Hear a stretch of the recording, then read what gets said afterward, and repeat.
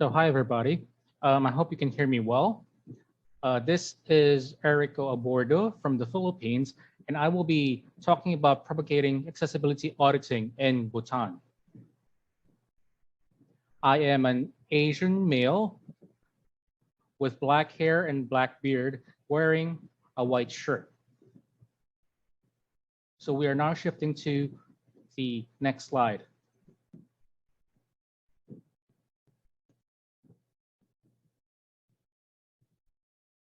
As I mentioned a while ago, this is my name.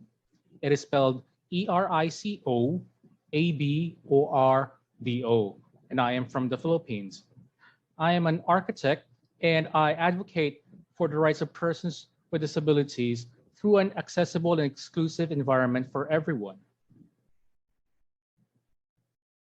Next slide. So what is Architects for Accessibility, or AFA? We are an NGO from the Philippines. So we became an NGO because of a certain individual named Carmen Zubiaga, and she was the former director of NCDA. It's a government agency which adheres to the advocacy of the rights of persons with disabilities. So she said to us back then, why not inspire other architects to build an accessible environment for everyone?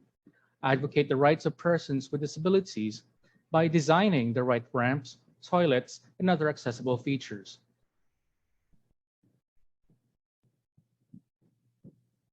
So during that time, Carmen was with me and Peggy Cipriano. So we became the founders of AFA. So we are officially the subgroup and affiliate of the United Architects of the Philippines QC Central Chapter. And as I mentioned a while ago, we advocate for the rights of persons with disabilities through an accessible and inclusive built environment for everyone. But what does that mean? So what do we do? We conduct accessibility auditing and accessibility statements.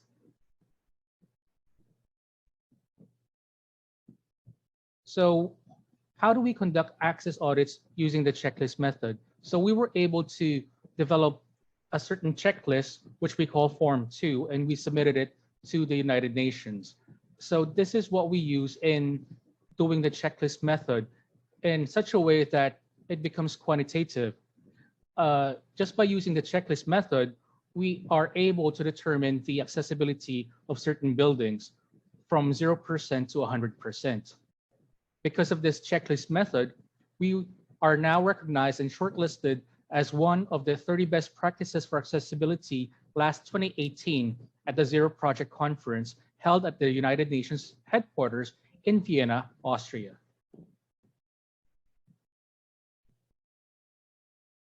Before anything else, AFA is now headed by its current president, Elise Sofia Francisco, also with the vice president, Justin Owen Francisco. Our chairman emeritus is Joey Francisco. And yes, it's a brother-sister thing. And, you know, we are working well with them right now. And we are thinking of actually doing another chapter. So what does AFA do? We spread the love. So we share the knowledge of conducting access auditing to other countries. So why share to other countries? Well, in the Philippines, we have done a lot of access auditing already, and we have been called face-to-face and online, and we have been teaching most of the local government units here in the Philippines. And we think this is the proper time to, you know, teach this method to other countries as well. So why Bhutan? Well, I have a friend there, and his name is Yeshi Nidu. So we were having this conversation, and you know, we were talking about bringing access auditing to Bhutan, and he said, "Why can't I be the ambassador?" So, well, why not? Because he is an alumnus of the Asian Institute of Management, and his course there was development management. So I think, well, actually, we think that he is the best candidate for being an ambassador for accessibility in Bhutan. So Yeshi is the vice principal at Chuling High School, and he said back then it will be an opportunity to learn about accessibility and also help to bring some change in Bhutan in collaboration with wonderful people like you all. In the picture, we see Yeshi. He is an Asian male, clean shaven, wearing a black suit and black pants, but he is very thin. So we awarded Yeshi the title as AFA Ambassador for Accessibility, and we have been coordinating with him online throughout the pandemic. We actually are thinking of going to Bhutan once this pandemic ends, but right now we are conducting seminars for Yeshi and his directors there, as they are a group that will be teaching other local government units there regarding accessibility and the conduct of access auditing. So if you do not have an idea about Bhutan, well, this is a picture of Bhutan. It is very mountainous, mostly hills, mostly mountains, and right now it is snowing heavily. So the big problem right now is the accessibility features are not there. They have no ramps on most buildings, and usually they also do not have the accessible toilets. So that's why we think Bhutan is the perfect country to advocate accessibility. As we discussed a while ago, is Bhutan accessible? For now, no, because of their hills and their mountains. So with this first picture, you can see that this is a staircase going up to the office of the principal. It is basically a staircase. And if you are a wheelchair user, you won't be able to go up the flight of stairs. The second picture is showing us the toilet. This is the typical toilet in the schools in Bhutan. Actually, there's a step up and then you just go straight. There are no grab bars or accessible toilets within that facility. The third picture consists again of a flight of stairs going to the classrooms. As I mentioned a while ago, it's mostly hills. So the buildings there, they're lined up according to the contour of the hill. So this is going from one classroom to the other, and you need to go there via flight of stairs. And this is impossible if you are a wheelchair user. Next slide is the corridor within the high school in Chuling. As you can see, the offices at the left side, they have a step up. So if you are a wheelchair user again, you won't be able to go inside the office. And the picture on the right is another toilet unit. And as you can see, there's a step up. Also, the toilet is very dark.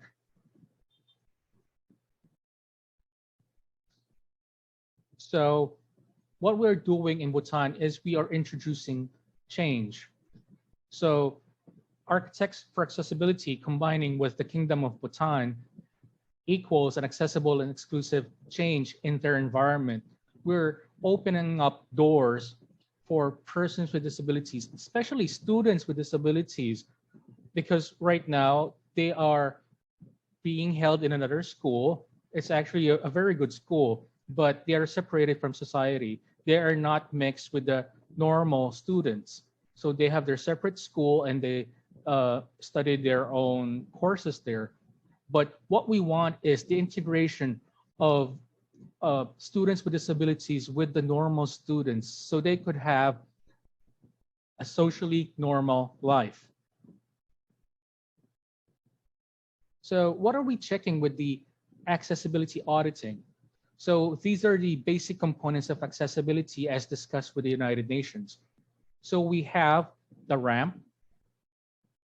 So the gradient should be a minimum of 1:12, and it should be located at or near the main entrance with 2 handrails at both sides with the height of 0.7 and 0.9 meters. The maximum length should be 6 meters with a landing area after that, and it should be 1.5 by 1.5 meters. The width of the ramp should be 1.2 meters clear on both sides. But with further discussions from the United Nations, they're suggesting that we adapt the new universal design, which is 1:15. So the good thing here is that in the Philippines, we're still adhering to the 1:12, but we have discussed this with our Congress, and we are slowly introducing change to our current accessibility law. And what we're thinking is we should be also able to do this in the Kingdom of Bhutan.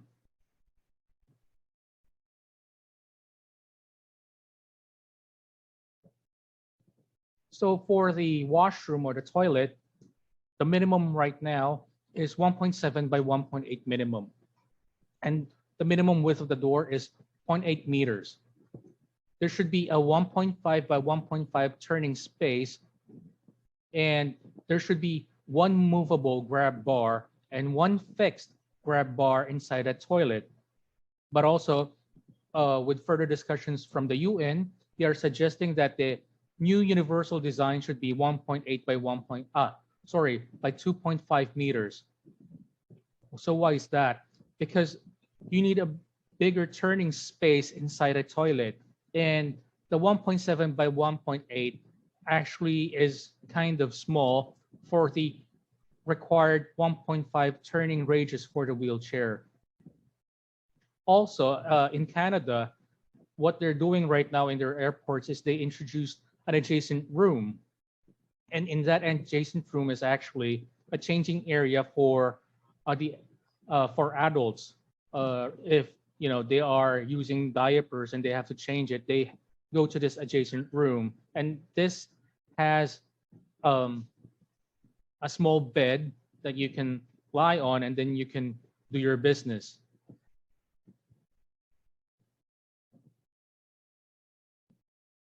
Other components of access auditing consist of the parking area. So the parking area should be located nearest to the entrance, and it should have a signage at the pavement, and it should have a slot width of 3.7. So the usual slot width for the parking is actually 2.5 by 5 meters, but we add another 1.2 to the side because that is the area we're in. The wheelchair would be rolling in. So in case the driver is a person with a disability and they need to go to the mall or the market, the wheelchair would be able to fit within that parking slot. Also, with the signages, at the minimum, there should be signages at the comfort rooms and at the ramps. So we go on to the next slide. Also, another requirement for access auditing is the non-skid floor. So non-skid flooring at the minimum should be at the comfort rooms, at the ramp flooring with grooves, and it should have corrugated floor or tactile tiles for the blind. For the doors and entrances, there should be vestibules in front of the entrance at 1.8 by 1.5 meters minimum. For the door width, it should also be 0.8 meters minimum. So you're wondering why it's a 0.8 minimum, because usually that is the minimum size of the width of the wheelchair. And the doorknob height should be between 0.82 and 1.06 meters, so that if you're a wheelchair user, it would be still convenient for you to reach the doorknob height. And then the door operable should be pushed by the force of 4 kilograms. So what does that mean when you say the force of 4 kilograms? That means if you are not going to be using your hands, you should be able to open the door using your shoulders. So that is the force of 4 kilograms. So we go on to the next slide. With the stairs, it should be of slip-resistant material, and it should have slanted nosings, no projected nosings. For the corridors, the minimum width should be 1.2. And then there should be turnabout spaces of 1.5 by 1.5 meters. Usually every 3.5 meters or at the dead end. So what is the future of accessibility auditing? So right now we are conducting access auditing seminars in Bhutan, care of Ambassador Yeshe Yidu. And we are actually thinking of going there after the pandemic. But right now we are already in negotiations with other friends from other countries, such as Nepal, Afghanistan, Bangladesh, and Myanmar. So we're still hoping to conduct our seminars there and be able to inspect them on site as well in the future. But right now, because of the pandemic, we are stuck online, but at least we are going forward with our plans for the future. So this is a picture of the Board of Directors of Architects for Accessibility. And this group is actually very formidable right now. We are being recognized around the world in Europe, in Asia, and in the US. And I am actually very proud of this group. And, you know, we are just trying to spread the love all over the world and, you know, one country at a time.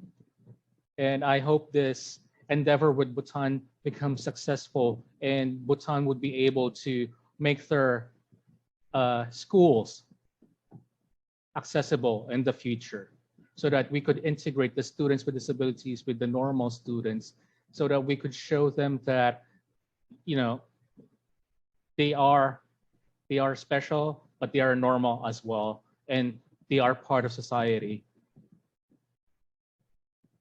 So thank you for that. So if you have any questions, you can find us at Facebook. You can type Architects for Accessibility, or you can email me at ericoabordo@gmail.com. So with that, thank you very much for having us here. We are very happy to be here and see you in the future. Thank you.